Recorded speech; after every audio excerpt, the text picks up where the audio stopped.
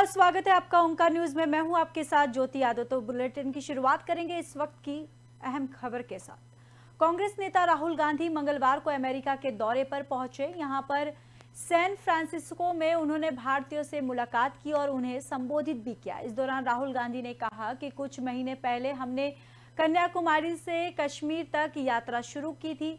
मैं भी यात्रा कर रहा था। हमने देखा था कि भारत में राजनीति के जो सामान्य टूल थे, जैसे जनसभा, लोगों से बातचीत, रैली, वे सब अब काम नहीं कर रहे हैं। हम राजनीति के लिए जिन संसाधनों की जरूरत पड़ती है उन्हें बीजेपी और आरएसएस नियंत्रित कर रहे हैं और लोगों को धमकी दी जा रही है। वहीं एजेंसियों का इस्तेमाल भी किया जा रहा है। ऐसे में हमें लगा कि कहीं ना कहीं भारत में अब राजनीति करना आसान नहीं रह गया है। ऐसे में हमने यात्रा करने का फैसला किया। राहुल गांधी ने कहा कि दुनिया इतनी बड़ी है कि कोई भी व्यक्ति ये नहीं सोच सकता कि वह सबके बारे में सब कुछ जानता है। यह एक बीमारी की तरह है कि भारत में कुछ लोग ऐसे हैं जो सोचते हैं कि वे सब कुछ जानते हैं। मुझे लगता है कि उन्हें लगता है कि भगवान से ज्यादा जानते हैं। वे भगवान के सामने बैठकर उन्हें भी समझा सकते हैं कि क्या चल रहा है। पीएम मोदी भी उनमें से एक है।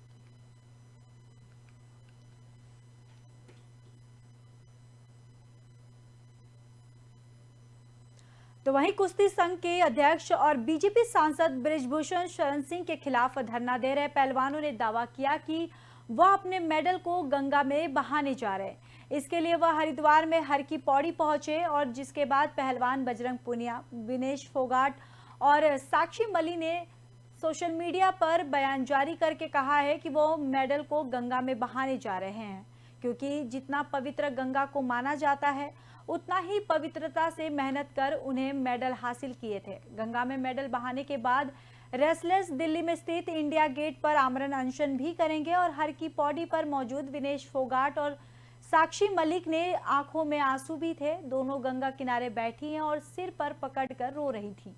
कुछ ही देर में पहलवान अपने मेडल्स गंगा नदी में बहा सकते हैं। भारतीय टीम के पूर्व स्पिनर अनिल कुंबले ने भी 28 मई को पहलवानों पर एक्शन को लेकर ट्वीट किया है। उन्होंने कहा कि 28 मई को पहलवान हमारे साथ बदसलूकी के बारे में सुनकर बहुत दुख हुआ है। उचित संवाद से किसी भी बात का समाधान निकाला जा सकता है और जल्द से जल्द समाधान की उम्मीद भी जताई जा रही है।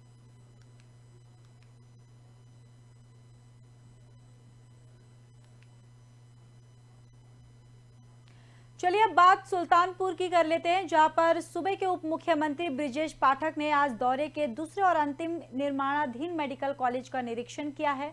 इस दौरान उन्होंने निर्माण कार्यों को गुणवत्तापूर्वक और समय से पूरा करने का निर्देश दिया। इसके साथ ही अस्पताल में भर्ती मरीजों का हाल भी जाना। वहीं निरीक्षण के बाद मीडिया से रूबरू हुए ब्रिजेश पाठक ने कहा कि केंद्र की मोदी सरकार के 9 साल पूरे होने पर आज से भारतीय जनता पार्टी महाजनसंपर्क अभियान चला रही है। इसके तहत हम लोगों के घर पहुंचेंगे और केंद्र सरकार की योजनाओं की जानकारी देंगे। उन्होंने ये भी कहा कि आज दुनिया के पैमाने पर भारत का सम्मान बढ़ा है और आज का भारत बदलता हुआ भारत है। 2047 के लिए भारत तैयार हो रहा है। डिप्टी सीएम ने यह भी कहा कि 2047 में आजादी के 100 वर्ष पूरे होने पर भारत विश्व की तीसरी बड़ी शक्ति होगा। अभी हम 5वें नंबर पर हैं। तीसरी शक्ति बनने के लिए धरातल पर सारी योजनाओं का उतारा जा रहा है। वहीं गरीब कल्याण योजनाओं को जन जन तक पहुंचाया गया और उनके जीवन स्तर में बदलाव भी लाया गया है। उन्होंने आगे ये भी कहा कि केंद्र की जो भी योजनाएं हैं उन्हें 100% यूपी में लागू किया गया है।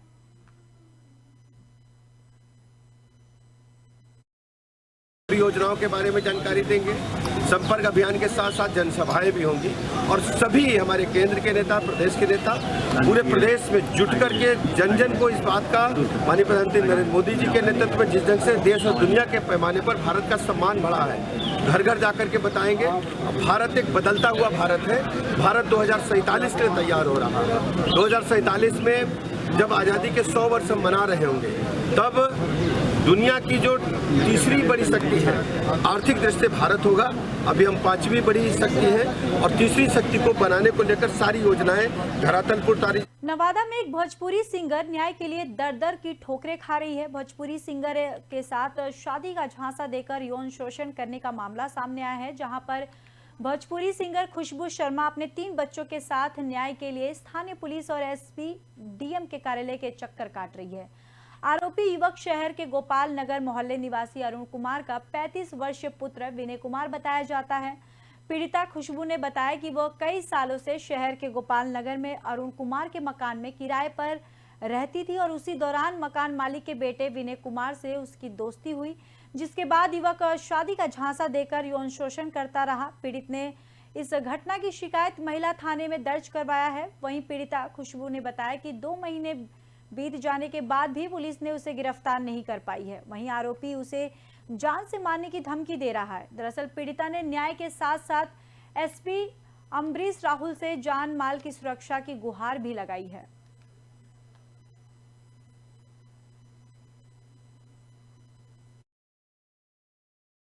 मामला ये है कि मैं ऑलरेडी शादीशुदा थी। विनय कुमार नाम का लड़का है, मैं उसके घर पे किराए पर रहती थी। उन्होंने क्या किया, हमारे साथ जोर जबरदस्ती करने के बाद उसके बाद मैं उनकी माता पिता को मैंने बताया कि हमारे साथ ऐसा ऐसा घटना हुआ। तो उनकी माता पिता ने क्या मुझे बोले कि ठीक है, ये सूचना मैंने अपना पति को दिया, मेरे पति मुझे छोड़ दिए, बोले कि मैं अब तुझे नहीं रखूँगी। तो मैं बिना की माता पिता को मैंने बोला तो उनके माता पिता मुझे बोले कि ठीक है, मेरे बेटा गलत किया है तुम्हारे साथ, तो मेरा बेटा रखने के लिए तुझे तैयार है। मैं उनके साथ 4 साल तक रखी। मुझे शादी का साथ देखकर मुझे स्टेज पे उन्होंने चढ़ा दिया। मैं स्टेज शो करने के लिए विरोध किया हूँ तो मुझे मार पीट के मुझे घर से निकाल दिए। मेरे 3 बच्चे भी हैं। तो अब वो बोलते हैं कि मैं तुझे नहीं रखूँगी। मेरे से 4 लाख रुपए ले चुका है। जितना भी मैंने कमाया अपनी लाइफ में सारा पैसा ले लिया, गाड़ी घोड़ा सब कुछ लिया। आज मुझे बोल रहा है कि नहीं रखूँगी। मैं महिला थाना भी गई, वहाँ पे केस भी दर्ज किया हुआ, मगर अभी तक कोई गिरफ्तारी नहीं हुआ है और गिरफ्तारी भी नहीं किया है। मैं गई कोर्ट। तो वहीं बिहार के पंचायत प्रतिनिधि यानी मुखिया अपने ही सरकार से खासे नजर आ रहे हैं। आपको बताते चले कि नतीजन मुखिया संघ द्वारा पटना के बाद एक बार फिर से जिला मुख्यालय में विरोध कर रहे हैं। मोतिहारी में मुखिया संघ ने यहां तक घोषणा कर दिया था कि सरकार अगर उनकी मांगों को नहीं मानती है तो आगामी चुनाव में सभी मुखिया मिलकर वर्तमान सरकार के छठी का दूध याद दिला देंगे। आपको बताते चले कि पूर्वी चंपारण जिला मुखिया संघ द्वारा आज जिले भर के सभी मुखिया सड़कों पर उतरकर सरकार के खिलाफ जमकर प्रदर्शन किया है। संघ के जिलाध्यक्ष शशि भूषण सिंह के नेतृत्व में इस कार्यक्रम का आयोजन हुआ है, जिसका नेतृत्व संगठन के प्रदेश सचिव और गोढ़वा पंचायत के मुखिया राजू बेटा पर रहे थे। और प्रदर्शन की शुरुआत शहर के नरसिंह बाबा मठ से की गई है और जहां सैकड़ों मुखिया पहुंचे और सभी अपने हाथ में अपनी मांगों के तख्ती लिए हुए पैदल मार्च समरालय की ओर गए। इस प्रदर्शन का नेतृत्व संगठन के प्रदेश सचिव राजू बैठा कर रहे थे, जहां पर सैकड़ों लोग पूरे शहर में पैदल मार्च करते हुए सरकार के खिलाफ नारेबाजी करते हुए समरालय तक पहुंचे और जिलाधिकारी से मिलकर अपनी 9 सूत्री मांगों ज्वाली मांग पत्र समर्पित किया है। वहीं मुखिया संघ के द्वारा किए जा रहे इस विरोध का समर्थन एमएलसी माहेश्वर सिंह ने भी किया है। इस मौके पर प्रदर्शन कर रहे संघ के नेताओं ने अपनी 9 सूत्री मांगों को मीडिया के समक्ष भी बताया, जिसमें मुख्य मांग थी कि मुखिया के कार्यों में बिहार सरकार और केंद्र सरकार का हस्तक्षेप ना हो और मुखिया को पूर्ण अधिकार मिले और इनके अधिकारों में कटौती ना हो। इसके अलावा अन्य मांगों को लेकर सरकार का विरोध जताते हुए संघ के नेताओं ने ये भी कहा, अगर सरकार इनकी मांगों को नहीं मानती है तो आगामी लोकसभा और विधानसभा चुनाव में बिहार भर के मुखिया सरकार का छठी का दूध याद दिला देंगे। और यही नहीं बल्कि यह आंदोलन आगे और उग्र आंदोलन होगा।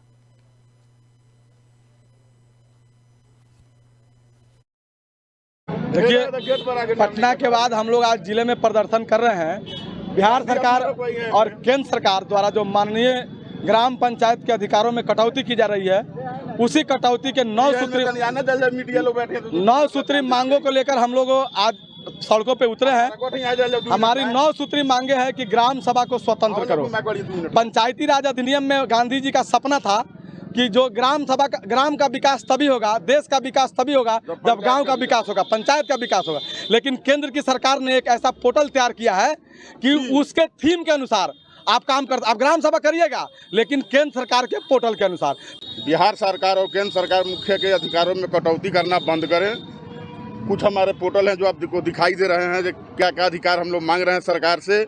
निर्गत आने वाली चुनाव में सरकार अगर हम लोग की मांगों को पूरा नहीं किया तो छठी का दूध याद पला देंगे हम मुखिया, पूरे बिहार का मुखिया मिलकर याद करा। देखिए पटना उत्तर प्रदेश जनपद अमरोहा के थाना बछरायू क्षेत्र के गांव छजपुरा में नौकर ने मालिक की धारदार हथियार से गर्दन काटकर हत्या कर दी है। हत्या की खबर सुनते ही गांव और क्षेत्र में सनसनी फैल गई। वहीं सूचना पाकर मौके पर पुलिस पहुंची, जहां पर शव को कब्जे में लेकर शव का पंचनामा भरकर पोस्टमार्टम के लिए भेज दिया है। वहीं आपको बताते चले कि क्षेत्र के गांव छजुपुरा में किसान चंद्रपाल पुत्र बलवंत उम्र 50 वर्ष के यहां पिछले कुछ दिनों से नेपाल निवासी युवक नौकरी करता था, जो कि किसान के खेती और पशुपालन का काम करता था। घर के सभी सदस्य और अन्य 2 नौकर खेत में काम करने गए हुए थे। घर पर मालिक चंद्रपाल घर के आंगन में चरपाई पर लेटा हुआ था, तभी नौकर भी घर पहुंच गया। प्रत्यक्षदर्शियों के मुताबिक दोनों ने किसी बात को लेकर अनबन शुरू हो गई। आरोप है कि इसी पर नौकर ने पास पड़ी गन्ना खोदने की कस्सी उठाकर चंद्रपाल के गर्दन पर ताबड़तोड़ वार कर दिया है, जिससे चंद्रपाल की मौके पर ही मौत हो गई। आरोप ये भी है कि नौकर मौके से फरार हो गया है। वहीं सूचना पाकर मौके पर पहुंची पुलिस ने मृतक के शव को कब्जे में लेकर पोस्टमार्टम के लिए भेज दिया है।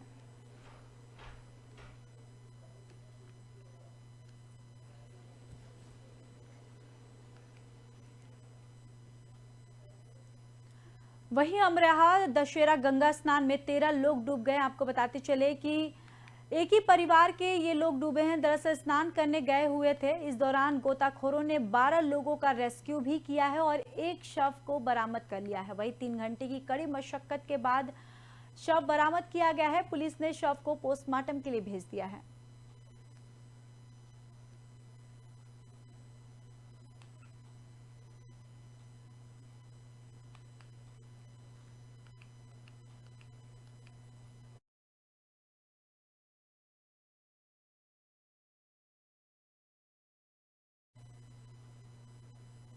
औरंगाबाद के रफीगंज में अवैध क्लिनिक और अल्ट्रासाउंड संस्थानों पर छापेमारी की गई है। इस दौरान कई संस्थान बंद भी पाए गए हैं। दरअसल आपको बताते चले कि रफीगंज समुदाय के स्वास्थ्य केंद्र प्रभारी डॉक्टर अरविंद कुमार सिंह, अंचलाधिकारी अवधेश कुमार सिंह और पीएसआई परमजीत मंडल ने रफीगंज शहर में अवैध रूप से संचालित दर्जनों क्लिनिक और अल्ट्रासाउंड स्थानों में छापेमारी की है। छापेमारी की शुरुआत अस्पताल रोड से की गई है, जो Kasma road, Maharajganj road, block road, Nonia Tila और तिवारी बीघा तक हुई है। वहीं प्रभारी चिकित्सा पदाधिकारी डॉक्टर अरविंद कुमार सिंह ने यह भी बताया कि अस्पताल में रोड में 4 अल्ट्रासाउंड बंद पाए गए हैं। श्रीडी अल्ट्रासाउंड अंदर से कुछ लोग मौजूद थे, जिन्हें जांच के लिए खोलने के लिए कहा गया, लेकिन बात को अनसुनी करते हुए गेट नहीं खोली गई है और जिससे जांच नहीं हो पाई। इसके विरुद्ध रफीगंज थाने में प्राथमिक और आवेदन दिया गया। वहीं कासमा स्थित शंकर अस्पताल खुला था, जहां पर कई डॉक्टर और मरीज नहीं मिले हैं। वहीं महाराजगंज रोड में संजता अस्पताल का भी जांच किया गया है, जहां चिकित्सक उपलब्ध नहीं पाए गए हैं। ऊपर से हम लोग को आदेश आया था कि सभी अल्ट्रासाउंड का जांच करना है, जिसके लिए हम सीओ साहब और थाना से फुल स्टाफ के साथ हम लोग गए थे, जिसमें हम लोग 3-4 जगह गए, जहां सभी जगह बंद पाया गया।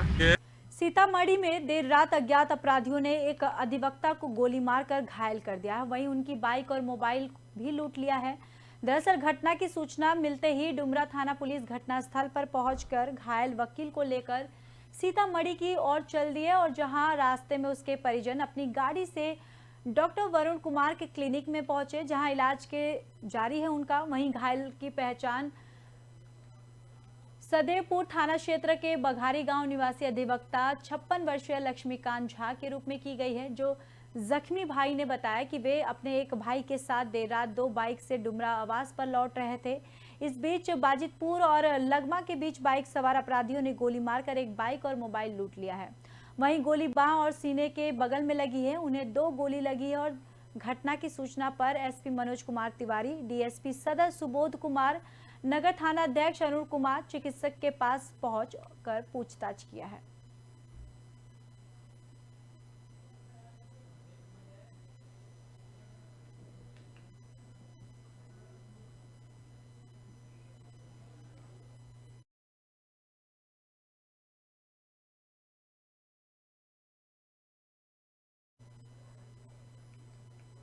वहीं नवादा शहर में एक रात 2 जगह चोरी मामले में डॉग स्क्वाड के सहारे कार्रवाई की गई है। बताते चले कि बीती रात शहर के कचहरी रोड निरंकार मिश्रा के घर में 12 लाख के आभूषण और 5 लाख नगद की चोरी साड़ी गोदाम की खंगाल। बताते चले कि बीते रात चोरों ने निरंकार मिश्रा के घर में करीब 15 लाख रुपए के जेवरात सामान सहित चोरी की है। निरंकार मिश्रा ने घर में नहीं थे और उनके भाई ओंकार मिश्रा घर में सोए हुए थे। तभी बीते रात चोरों ने चोरी की। जब आज सुबह गोदरेज का ताला टूटा हुआ पाया गया तो दरवाजे का ताला टूटा हुआ था। तभी ओंकार मिश्रा को पता चला कि उन्होंने देखा कि अलमीरा खुला हुआ है और सारे गहने जेवर और नगद राशि भी गोदरेज में नहीं है। उन्होंने नगर थाने को सूचना भी दिया। उन्होंने ये भी बताया कि करीब 15 लाख रुपए की चोरी की गई है। चोरों ने यहां तक साड़ी का गोदाम भी चोरी की।